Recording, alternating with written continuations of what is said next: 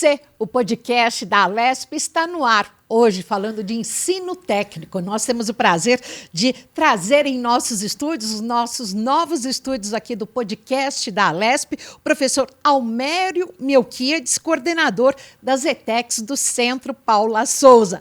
Seja bem-vindo. Obrigado, Renata. O que significa hoje o ensino técnico, as escolas técnicas para a Secretaria de Educação, para os jovens do estado de São Paulo? Olha, eu acho que é muito importante você garantir, enquanto expressão de cidadania, que a pessoa tenha uma profissão, que tenha uma formação técnica, para que ele possa, de forma mais tranquila, ingressar no mundo do trabalho se lhe interessar. Então, você tem hoje as ETECs, que são vinculadas à Secretaria de Ciência, Tecnologia e Inovação, essa possibilidade. No período diurno, nós atendemos com quase 120 mil alunos na faixa de 14 a 17 anos, numa idade ideal para iniciar a formação profissional. E à noite você tem mais de 100 mil também fazendo sua formação técnica, na maioria subsequente ao ensino médio. Então, você tem uma forma de atender à noite, não só o jovem, como também o trabalhador. Mais da metade desses jovens que vêm fazer uma formação à noite já trabalham. Então, você tem duas escolas no mesmo prédio. E também ampliamos muito, particularmente no período noturno, a partir de parceria. Isso após 20 anos, né? Então, a partir com as prefeituras e a Secretaria Estadual de Educação, nós conseguimos também ampliar bastante o atendimento a esses jovens e trabalhadores aqui do estado de São Paulo. Agora, professor, para dar um pouco da dimensão dos números aqui para o nosso público no YouTube, na TV Alesp, são 224 escolas técnicas, sendo 34 delas agrícolas, 554 classes descentralizadas. O que significa isso? Significa que a gente, vamos dizer assim, pulverizou o atendimento. Se ficássemos apenas nas 224 escolas técnicas, seria um atendimento mais restrito. Dobraram praticamente, né? Criou-se também, nós chegamos mais perto da demanda. Nós não atendemos toda a demanda, mas chegamos mais perto, facilitando, evitando que o aluno não saísse lá de Interlagos para uma escola na Moca, nem saísse de um município para outro município, no caso do interior. Então, foi uma questão e eu acho que isso é uma obrigação do Estado, de levar a formação profissional a qualquer parte onde exista essa demanda. Isso foi muito importante no sentido da democratização da educação profissional. E essa educação profissional, ela joga um papel importante na melhoria do ensino médio. Os resultados que nós temos, do IDEB, do SARESP, do Enem e mesmo do PISA, comprovam que quando você integra a formação profissional de nível médio, a formação técnica, ao ensino médio, você melhora o ensino médio. Porque essas avaliações que eu lhe falei, Renata, são avaliações do ensino médio. E automaticamente agrega ao mercado de trabalho. Também facilita, o ingresso do jovem e também do adulto para melhorar sua carreira profissional. Essa é uma obrigação que a gente sente e temos que continuamente ampliar isso. O governo do Estado tem interesse, e eu diria obrigação também, de estar correndo atrás para ampliar, entendeu? Essa formação que significa mais investimento na formação profissional. Quando ela é feita junto com a formação média, você tem o Fundeb, que ajuda bastante, porque paga o professor. Então, você tem essa facilidade. E estamos ampliando muito mais o modelo integrado ao ensino médio do que o subsequente, noturno. Porque isso já complementa, faz com que o aluno saia com o terceiro do ensino médio, o antigo colegial, mais o técnico. Exatamente, que é o que acontece no mundo inteiro, Renato. Se você for aqui no Paraguai ou na França, você vai ver isso. O jovem, na faixa de 14 a 18 anos, concluindo o seu ensino básico junto com uma formação técnica. né? Porque hoje a cidadania passa muito por isso. Você ter uma profissão te dá mais autoestima, você ter uma formação técnica facilita a sua identificação dentro da sua comunidade, dentro da sociedade em geral. Agora, professor, vocês formam, acho que anualmente, 75 mil profissionais em várias modalidades. Quais são as mais novas, as mais concorridas? Olha, a concorrência indica muito mais não só a qualidade do curso, como a necessidade do Estado de ampliar a oferta naquela habilitação profissional. Você tem cursos, a questão da demanda, do mais procurado, depende muito do período, depende muito da região. Tem região que é melhor atendida que outra, tá? Os cursos continuam muito procurados, cursos como antigos, tradicionais, como mecânica, como enfermagem. Edificação. Edificações também. Mecatrônica também, não Mecatrônica, tem? que é um curso mais recente, né? Tudo isso tem uma demanda significativa. A área de TI também é uma área que nós estamos expandindo sempre e diversificando os cursos. Antigamente era só processamento de dados, hoje tem vários cursos nessa área de TI com boa demanda, seja de dia, seja à noite também. Mas como eu estava comentando antes contigo, né, o período da noite, esse modelo subsequente, que é resultado de uma reforma do final dos anos 90, ele está perdendo atratividade porque nós estamos formando muito no período diurno, nós estamos ampliando muito a oferta na faixa de 14 a 17 anos. Então, nós estamos subtraindo uma demanda futura. Então, isso faz com que a gente queira ampliar esse modelo integrado, inclusive levá-lo para o período noturno. E no caso, o aluno que não tem renda, ele consegue algum tipo de bolsa da ETEC? Não, a bolsa são programas que acontecem no plano estadual ou federal, mas não tem eu diria, um peso significativo, né, ainda. Né? Não estou dizendo que não possa vir a ter um projeto mais amplo, mas tanto no plano estadual como federal, as bolsas são relevantes, mas não são significativas do ponto de vista numérico. Né? Quando você pega esse universo que você mencionou, de 220 mil matrículas, essas bolsas não atingem talvez nem 10%. Entendi. Entendeu? Em relação à questão as ETECs, o ensino técnico, apenas para o ensino médio. A pessoa vem de uma escola pública ou não? É preciso fazer vestibulinho? Quem pode fazer um curso na ETEC? Para o período diurno, eu estou sempre separando as Claro. duas escolas. Para o período diurno, é o concluinte do ensino fundamental. Né? São garotos de 14 anos, meninas. Seja particular ou público? Seja particular ou público. Nós damos uma vantagem para quem vem da área pública, porque nós damos 10% a mais da pontuação para quem vem de escola pública, 100% do segundo ciclo do fundamental. E mais 3% para quem se declara afrodescendente. Então, isso privilegia. Nós temos hoje, na média, uns 80% dos nossos alunos vem da rede pública, entendeu? Isso é natural, porque a Secretaria Estadual da Educação responde por mais de 80% do ensino fundamental e médio. Fundamental, eu digo aí, segundo ciclo do fundamental. Então, é natural que a gente atenda muito mais pessoas que estão, e a sua maioria, né, está numa renda de até 5 salários mínimos. Né? Mas tem um processo seletivo, porque, infelizmente, nós ainda não atendemos todos que querem fazer uma formação técnica, seja ela de dia ou de forma subsequente no período noturno. Não temos estrutura para isso. E ainda também tem um gargalo importante, Renata, que é professor. Porque de noite fica mais fácil você conseguir professor, porque você, na formação técnica, eu preciso, né, de tecnólogos, engenheiros, advogados, eu preciso de administradores, graduados na área tecnológica, química, até dança também. Então, como é que eu faço no período diurno? Eu tenho a concorrência das empresas, entendeu? Então, crescer no período diurno requer uma capacidade, né, de cada escola, em cada região, resolver esse problema do docente. Mas temos crescido de forma significativa, apesar dessa dificuldade. Qual o número de claros que o senhor tem nessa questão da contratação de professores?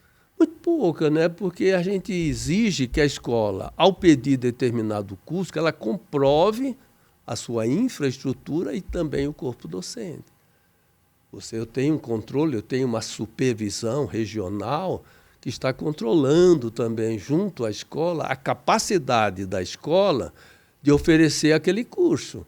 Entendeu? Então, antes de você colocar no vestibulinho, né, a escola pedir, ela que tem que comprovar, eu tenho capacidade em termos de corpo docente, eu tenho infraestrutura e eu tenho demanda para esse curso também. Tem que ser o tripé, né? Você tem um não vai sem o outro. Não. Em relação a essa questão dos professores, vocês são professores concursados, contratados, em caráter emergencial? Como é que fica essa questão do plano de carreira do professor do Centro Paula Souza, no caso das ETECs, das escolas técnicas? Olha, nós temos o concursado majoritário, né? Então, você abre concurso, inclusive isso, como eu falei, se a escola vai abrir, ela tem que ter indícios de que tem professor, ela tem que ter concurso. Nós só temos o professor contratado de forma determinada por um período máximo de 2 anos, né, por conta de substituições, porque a escola tem os coordenadores dos cursos, tem o coordenador pedagógico da escola, tem o orientador que atende os alunos, né? Então, você tem um corpo administrativo que também requer o apoio dos professores. Então, esses professores, além das aulas, eles têm que fazer essa atividade técnico-pedagógica. Então, eu tenho que substituí-los temporariamente. Então, faz com que eu tenha um conjunto de professores substitutos. Certo. Né? Mas não é essa a política. A política é de concursar todo mundo. Em relação a essa questão, óbvio que o ensino das ETECs é um ensino de excelência. Para entrar, a pessoa precisa fazer um vestibulinho, que é um vestibular aos moldes do vestibular para a faculdade, tradicional. Só que, no caso, para o ensino médio das ETECs. A pessoa, é requerido um conhecimento muito grande dessa pessoa, desse aluno. E a maior parte dos alunos vem da rede pública. Como é que esse aluno é acolhido depois pelas ETECs no momento que ele passa a mentoria, a monitoria para ele? Porque ele vem de um ensino fraco, ele conseguiu passar por muito estudo ali para aquela prova específica. Como é que esse aluno se sente a partir do momento que ele entra no METEC? Nós temos essa preocupação. Mas o que faz com que o aluno vença toda essa dificuldade e o professor atenda essa turma, de certa forma, heterogênea, é que esse aluno, Renato, ele escolheu aquele curso, ele escolheu aquela escola, entendeu? Ele passou por uma barreira, então ele é um aluno motivado. Então você supera isso, não vou dizer com grande facilidade, nós temos no início de cada semestre, de cada ano, dependendo, porque os cursos diurnos são anuais e os cursos noturnos têm abertura semestral. Então, você tem uma política nossa de acolhimento do aluno. Existe essa preocupação? Sim, então você tem. Porque nós sabemos, Renata, que a principal dificuldade é no primeiro mês de escola, é no primeiro bimestre, é aí que eu perco o aluno. Nós sabemos que a perda do aluno... Acontece também nas ETECs? Acontece mais no período noturno. No período diurno, como ele está fazendo o ensino médio também, tem evasão. Você tem aí possíveis transferências, mas não perda. Agora, à noite, você tem a preocupação maior com essa dificuldade para harmonizar o conhecimento dessa turma, é no período noturno. E, para isso, a gente tem uma política, né, de avaliação imediata, né, dele, quais são os problemas que eles têm de conhecimento, para que a escola possa planejar, entendeu, uma recuperação paralela ao longo do período. Isso não se dá de forma súbita, né? Você tem que ter, o aluno tem mais dificuldade na área de matemática, das ciências, ou da comunicação, etc. Você tem que ter esse diagnóstico individual, para que você possa fazer um atendimento adequado, né? Mas, claro, que essa dificuldade termina, né, gerando perdas. Então, O que nós estamos resolvendo isso é com a volta, né, como eu comentei anteriormente contigo, do ensino médio integrado ao técnico para o período noturno. Nós vimos que houve também, Renato, uma juvenilização do período noturno. Antes você ia numa escola à noite, você encontrava uma diferença de idade de 18 a 35, 40 anos. E hoje? Muito pouco. Quer dizer, pessoas com mais idade são raras. Hoje mais maduras. Mais madura. Hoje você tem uma idade média à noite de 16, 17 anos, né, que são o pessoal que está fazendo ainda o médio, até uns 25, 27 anos. Então, houve isso. E para os cursos noturnos também existem vestibulinhos? O vestibulinho é único, existe para qualquer curso. E o nosso sonho... Seja na capital, no interior... Em qualquer lugar. O vestibulinho é unificado, né? Meu sonho é não precisar fazer vestibulinho, é nós termos capacidade de atender todos. O vestibulinho é classificatório. E ele tem mais peso onde você tem uma demanda pior atendida. Entendeu?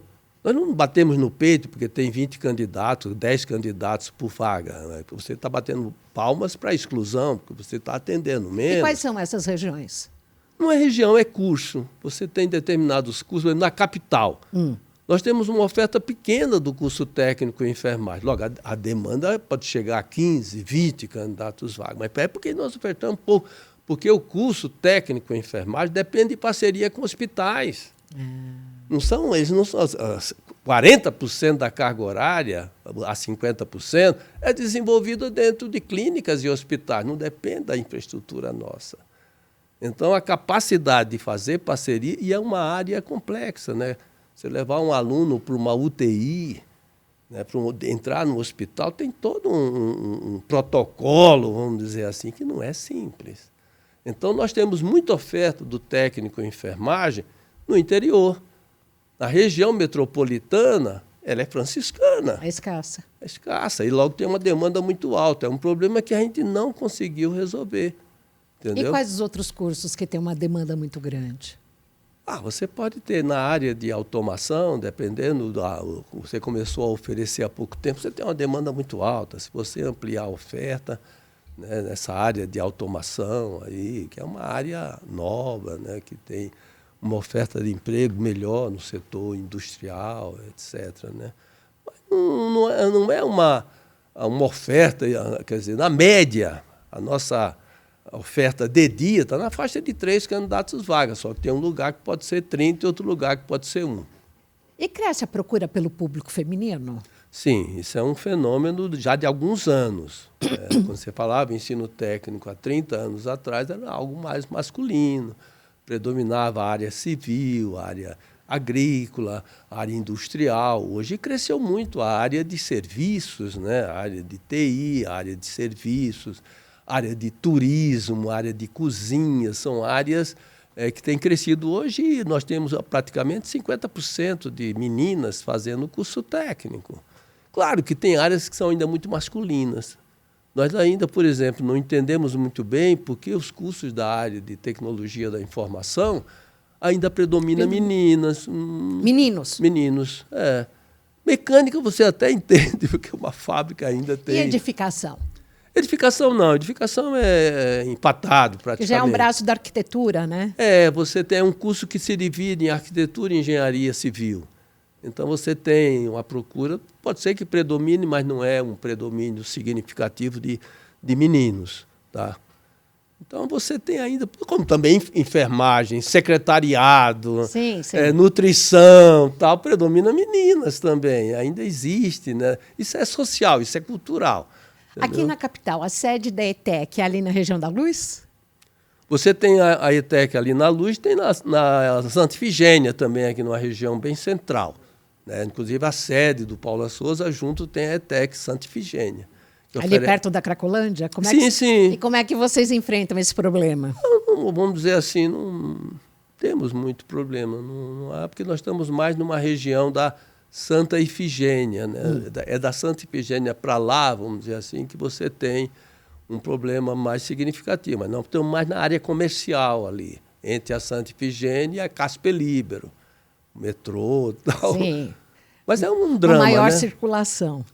Mas é dramático, somente no período da noite, Renato. Agora conta pra gente, como é que é a parceria dos municípios com o Centro Paula Souza no que diz respeito à criação de ETECs? Olha, normalmente você cria uma classe descentralizada, uma extensão de uma ETEC. Se essa classe descentralizada prospera, né, tem uma boa demanda, os custos são muito aceitos, o prefeito sugere ao governador, né, que se faça uma ETEC.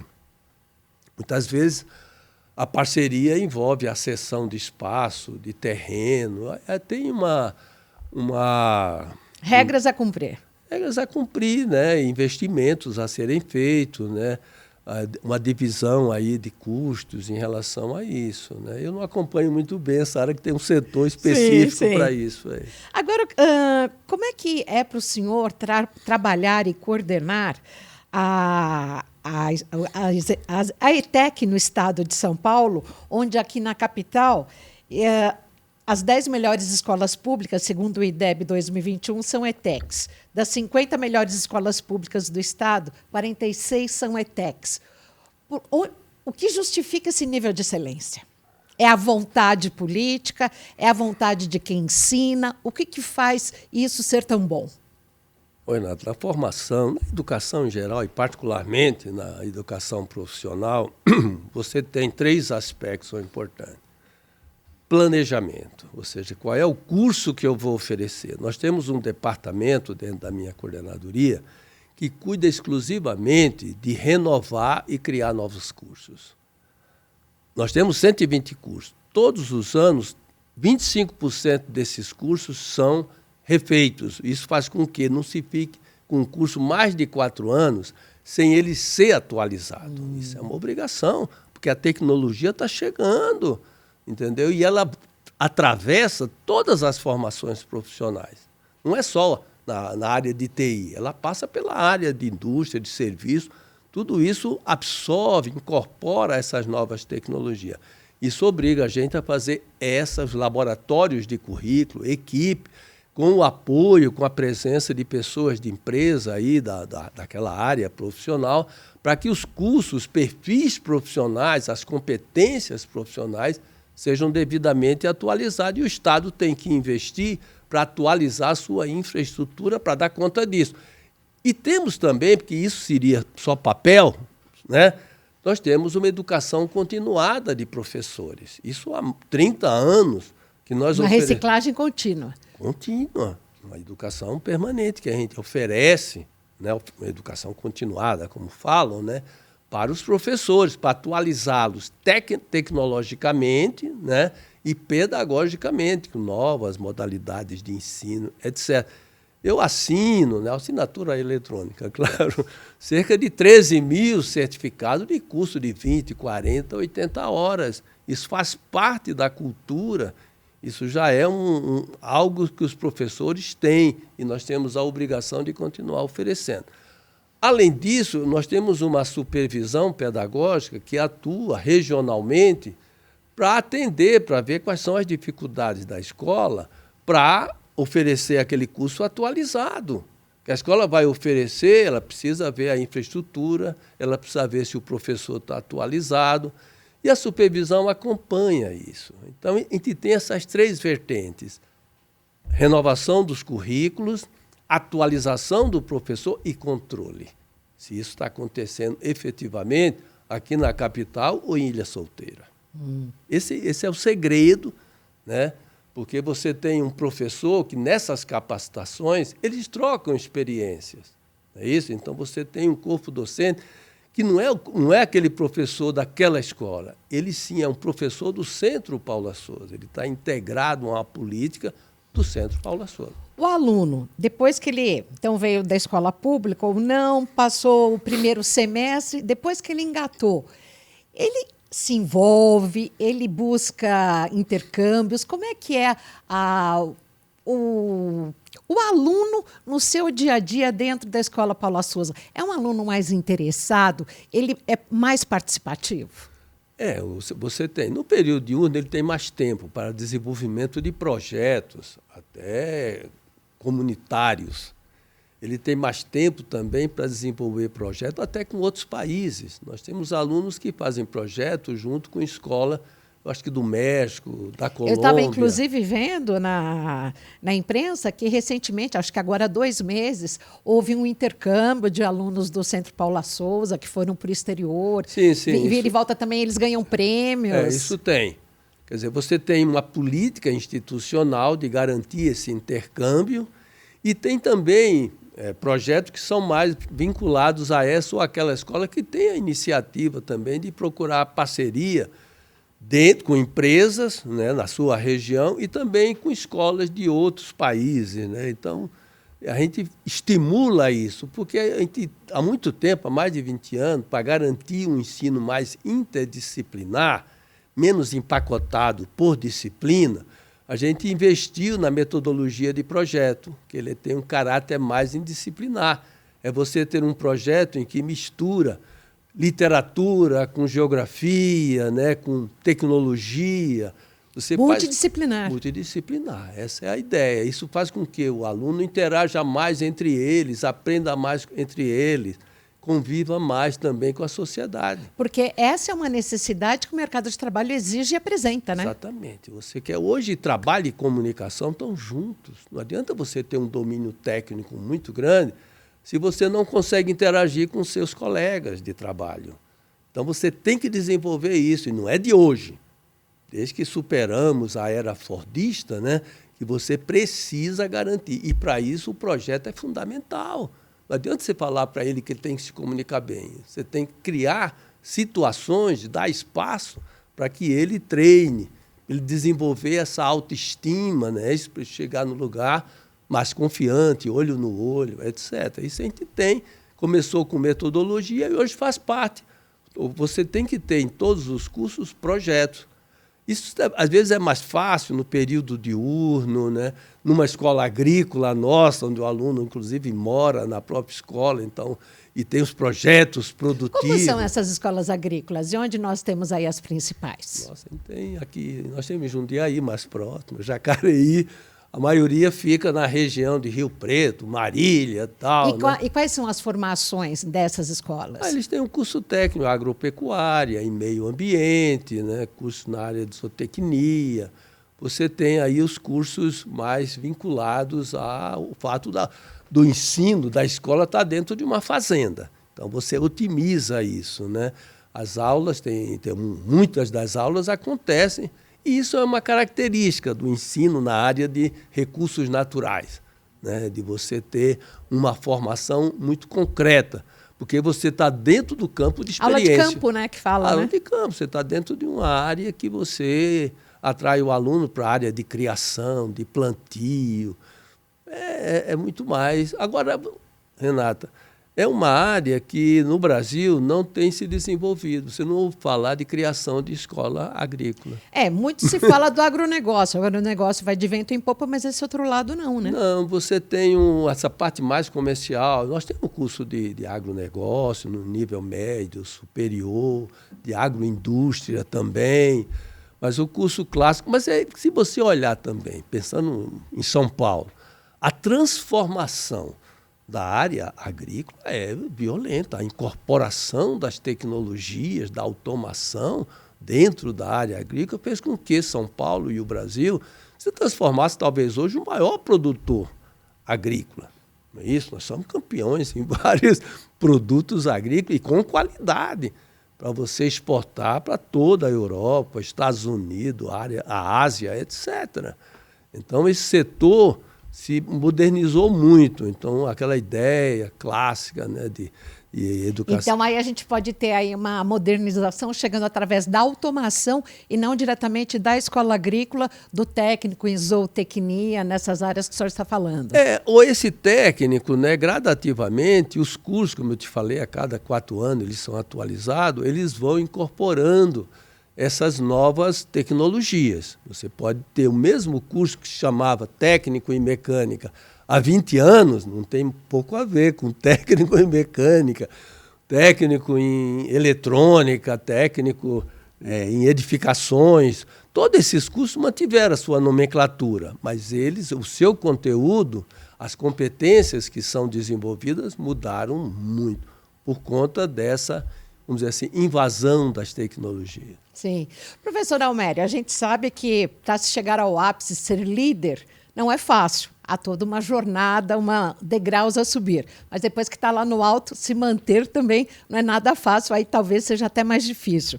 O que vocês fazem para, no caso, que nem a FATEC de Franco da Rocha conquistou nota máxima no curso de Gestão de Tecnologia da Informação e 21 FATECs obtiveram conceito 4 em uma escala de 1 a 5 no ENAD 2021. Como manter isso? Olha, como eu te falei, é um trabalho contínuo. Você tem que manter os cursos atualizados, o professor atualizado e tem que controlar. Entendeu? Essas avaliações externas que você mencionou são fundamentais. Não basta eu bater no peito que eu sou melhor. Eu tenho que olhar as avaliações. Tenho que provar e ver a concorrência. Então, você tem que ter esses indicadores de qualidade. E como você disse, é muito difícil você manter esse padrão. Isso exige um investimento constante. Você tem que estar inovando permanentemente. Isso exige, Renato, uma mentalidade não só de extensão, de fazer projeto associado aos diferentes setores produtivos, como também um sentimento assim de que você tem que ser, além de um professor, você tem que ser um pesquisador. E isso que eu ia perguntar ao senhor. Vocês têm algum projeto, algum programa de iniciação científica do ensino médio para estimular o cientista? Tem programa que nós fazemos junto com as FATEC, a TEC FATEC, e tem também com a USP e com outras universidades. Mas eu lhe digo que são pequenos, são volumosos, não envolvem muitos alunos. O que nós temos que fazer para que a coisa se amplie e se torne institucional e ampla é fazer com que cada professor sinta a vontade de melhorar, de pesquisar novas tecnologias, de aprender novas tecnologias e até desenvolvê-las a partir dos projetos que ele possa desenvolver com seus alunos. E se você estabelece isso como um padrão, esse professor extensionista, esse professor pesquisador, você vai garantir que o ensino seja sempre moderno, seja sempre atualizado. Essa é a nossa ambição, de fazer com que os professores, os coordenadores de curso, no limite, o diretor, sinta essa necessidade como uma responsabilidade social. Não é que ele faça isso por obrigação pessoal, mas social, de atender, porque ele está influenciando no futuro de jovens, como você mencionou. Nós formamos no ano passado 75 mil técnicos. Esse técnico tem que estar atualizado. Nós formamos e pelo menos queremos que ele, num período significativo, utilize esse aprendizado. Essa é a nossa, repito, ambição. E essa ambição. Hoje, como que é a questão salarial do professor do Centro Paula Souza? Ele tem uma classificação, a sua remuneração é maior e melhor do que o professor da rede pública em geral? Nós temos uma carreira muito diferente em termos de ascensão para as faixas superiores. Entendeu? A Secretaria saiu até uma matéria recente dizendo que a grande maioria dos professores da Secretaria de Educação estão nas faixas iniciais. Entendeu? Eu não li a matéria inteira, não saberia dizer por quê. Já do Paula Souza, não. Você tem uma carreira num período mais curto para você ascender aos níveis. Então, eu tenho talvez mais gente no último nível do que no inicial, talvez. Mais gente também estimulada, né? Você tem. Mas eu acredito que há uma reivindicação, aí não é uma declaração minha, há uma reivindicação dos professores para mudanças na carreira. Está em andamento, já desde o ano passado, uma discussão sobre uma nova carreira dentro do Paulo. Inclusive uma carreira única que envolve os professores e funcionários das ETEC e das FATECs, que hoje são duas carreiras distintas. Então, há um interesse de fazer uma carreira única, até para quê? Porque já temos muitos professores que dão aula em FATEC e ETEC, tem que ter 2 contratos. Entendi. Então, você unificaria isso. Está em discussão, eu não acompanho para e passo essa discussão. Tem uma comissão que vê isso mais diretamente, mas isso revela que há uma necessidade institucional, e não é apenas só por uma questão salarial, são valores diferentes, quer dizer, como é que você ascende na carreira? É só por tempo? É a partir de avaliações? Cursos, enfim, projetos que são desenvolvidos dentro e fora da escola. Enfim, você pode estar mudando, né, os critérios para que o professor evolua e melhore também o atendimento dos alunos. Professor Homério, agora eu quero falar da questão da verticalização curricular, que é um filhote do senhor. O que é isso que o senhor vem planejando aí há mais de 30 anos? E que é uma das novidades agora para os próximos anos. Renata, isso é uma ideia antiga, mas que nunca teve adesão, né? Sempre havia o discurso de que uma formação profissional de nível médio e de nível superior eram coisas distintas. Água e vinho, água e azeite, sei lá, não se misturavam, né? Eu sempre achei que daria, só que a proposta sempre foi assim, a pessoa fazer uma formação técnica e depois pedir aproveitamento de estudos. Era saído, aproveitamento de estudos. Isso acontecia com alguma dificuldade, ainda acontece, quando os cursos são de mesmo nível. É um arquiteto que vai fazer engenharia e pede aproveitamento de um conjunto de disciplinas. Mas nunca se aceitou que o técnico, né, em eletrônica pedisse, né, que fosse aproveitado os seus conhecimentos e habilidades e competências no curso de engenharia elétrica. Nunca houve, era um preconceito, eu diria. Entendeu? Porque se você analisasse os currículos, 2 currículos, eu já tinha feito isso muitas vezes, você veria que teria muito um sombreamento evidente. Matérias repetidas aqui e ali. Não, você tem banco de dados aqui no nível médio e banco de dados no nível superior. É a mesma coisa por quê? Porque os 2 cursos partem da ideia de que o aluno não sabe nada daquilo. Se ele vai fazer o curso técnico em turismo, no nível médio, tudo bem, você pode até dizer que ele não tem muito conhecimento de turismo, mas se ele vai fazer no nível superior, ele pode já ter feito o técnico, como ele pode estar atuando na área de turismo há muitos anos. E sempre houve uma desconsideração em relação a isso, entendeu?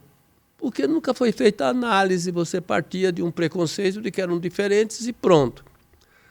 Nós tivemos em 2018, acredito, a visita de um pessoal da IBM, lá dos Estados Unidos, que trouxeram uma proposta, que eles chamavam de PTEC, né, que não era verticalização, olha só, era uma forma de estimular o aluno, né, como se diria aqui, de regiões menos favorecidas, para que ele seguisse no curso superior. Então, eram alunos do secundário, do ensino médio, que não prosseguiam estudo, e aquele projeto quer dizer, você tem capacidade. Então, faziam convênios com faculdades próximas àquela escola, para que o aluno frequentasse algumas disciplinas, para ele perceber que ele tinha condições de fazer um curso superior.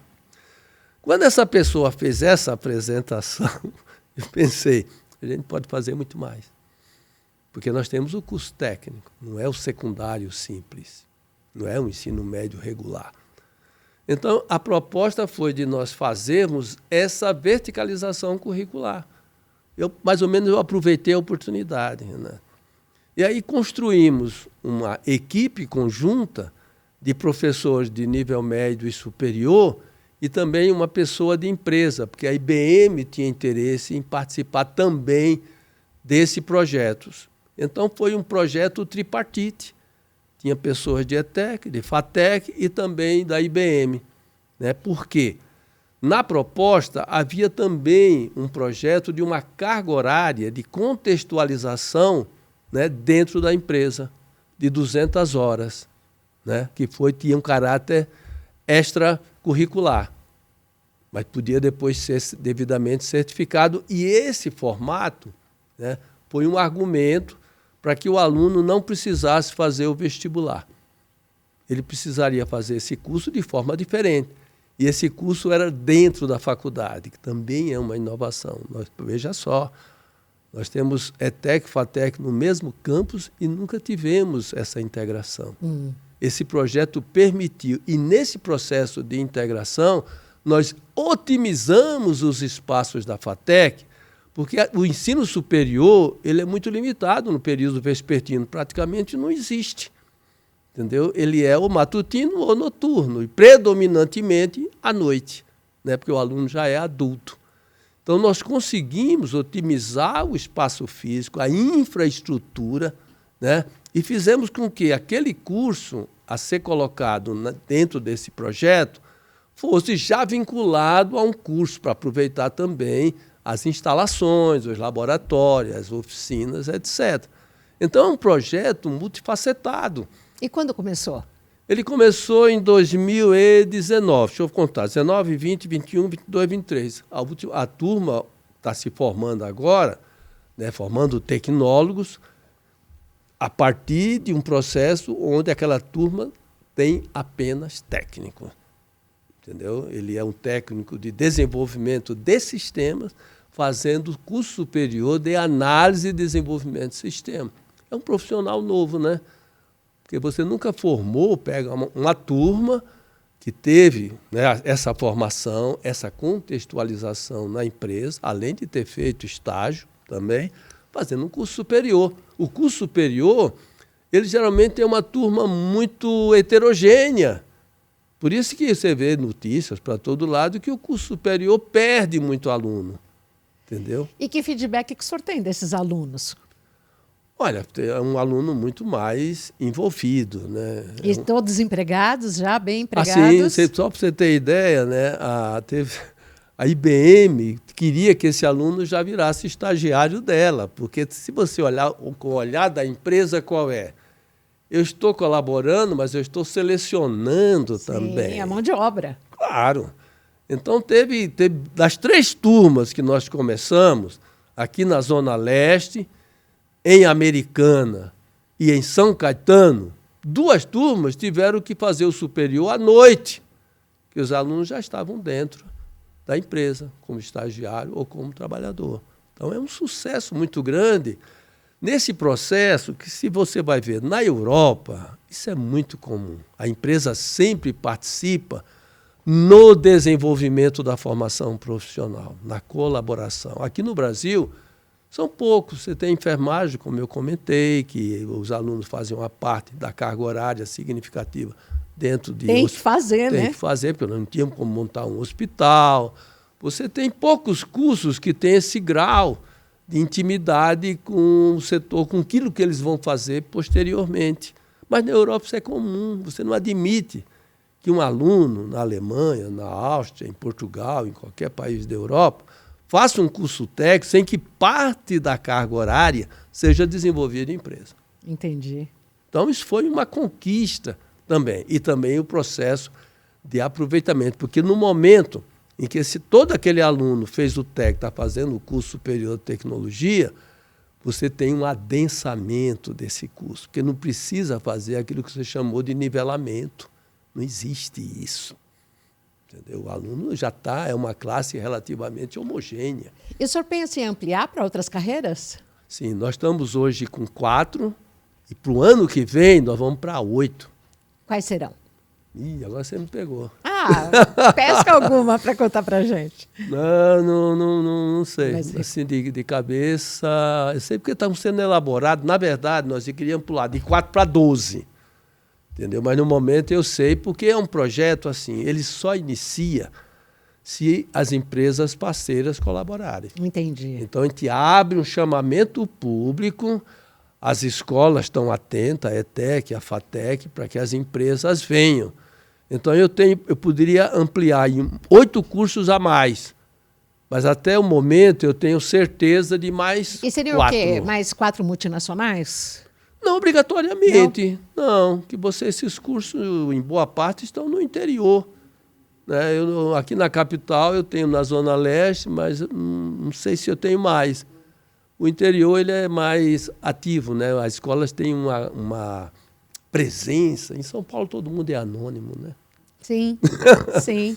No interior, a cidadania da escola é muito mais forte. E aqui na capital, como é que vocês trabalham a questão do número de unidades, se há a intenção de crescer ainda mais, principalmente para as regiões periféricas, onde a demanda é maior? Nós estamos hoje com classe descentralizada em 31 CELs aqui na capital, além das classes centralizadas. Então aproveitam as instalações do CEL. E o secretário de Educação, o Fernando Padula, ele quer que a gente ofereça curso técnico em todos os CELs. Então, as prefeituras têm muito interesse, que eles se sentem, né? A demanda é lá no município, Renato. O prefeito sente muito mais do que a gente, né? Eles estão vivendo aquela necessidade. A necessidade da mão de obra, né? Sim, que está cada vez mais limitada, considerando a evolução tecnológica. O pessoal diz, tem desemprego, 8,5% de desemprego, as empresas abrem as vagas e não aparece candidato. E não tem pessoas formadas para essa ou aquela. Falta gente qualificada. O que é que acontece? Você chega em qualquer lugar, você tem a sensação que tem mais empregado do que o necessário. Por quê? Porque a formação é pequena. Se você olhar, se você está em outro país e ver o número de pessoas que trabalham num restaurante, num hospital, numa empresa, etc., você vai ver que é muito menos que no Brasil.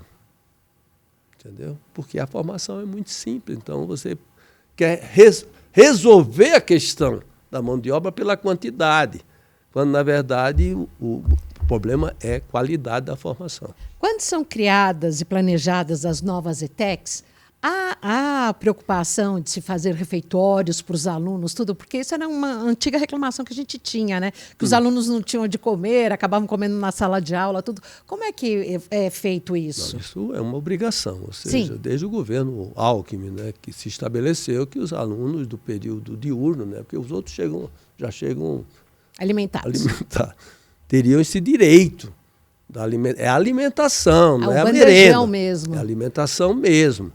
Então, e nós temos turmas que ficam 6 aulas, no caso do período diurno, e eu tenho turma de período semi-integral, que ficam 8 aulas. Eles têm que almoçar mesmo, entendeu? Para poder ficar até 3, 3h30 da tarde. Então, isso aí já é responsabilidade nossa. Tem que ter o refeitório, tem que ter a cozinha, tem que garantir uma alimentação adequada. E você sabe que o jovem, se não tiver adequado, ele vai reclamar. Sim, com certeza. Vai gritar. E você, jornalista, vão lá para gravar. Com certeza. Afinal, eles estão reclamando. Eles querem o que eles têm direito, claro, né? E é um esforço imenso, né? Veja a responsabilidade de você estar alimentando mais de 100 mil jovens. Entendeu? É muita responsabilidade essa alimentação que a gente fornece ao aluno, muitas vezes feita na escola, outras vezes é terceirizado. Aí tem uma realidade para cada lugar. Mas temos saído bem. Eu não recebo, não tem praticamente queixas em relação à alimentação. Entendeu? Agora, professor, a gente está aqui na Casa das Leis, na sede do Palácio 9 de Julho, na Assembleia Legislativa. Vocês necessitam e, vez ou outra, pedem mais investimentos, mais recursos para o Centro Paula Souza, e no caso do senhor para as ETECs? Como é que é essa relação do Legislativo com vocês? Isso acontece mais no nível da própria superintendência, né? A professora Laura Laganá, que é a superintendente, ela faz essas gestões, né? Eu cuido de ensino, vamos dizer assim, propriamente. Eu não... Mas é preciso, né? Você muitas vezes tem as emendas parlamentares, seja principalmente aqui, como também em Brasília, que ajuda, é mais tópicas, são reivindicações regionais. O deputado, o senador, é isso e aquilo, que traz para aquelas unidades da sua região benefícios. Então, você tem isso constante. A professora Laura se mobiliza, né, para que, para além do orçamento, a gente tenha essas ajudas financeiras. Muito tem se falado na reforma tributária e ainda essa semana saiu a informação que a USP, a Unesp e a Unicamp estão muito preocupadas, já que elas trabalham com um percentual fixo do ICMS. Se o ICMS cair, como é que vai ficar o fomento às universidades? Em relação ao Centro Paula Souza, há alguma correlação em relação a isso? Não. Não. Porque as universidades têm aqueles 9,8% do ICMS, que é significativo, né, para manter as universidades.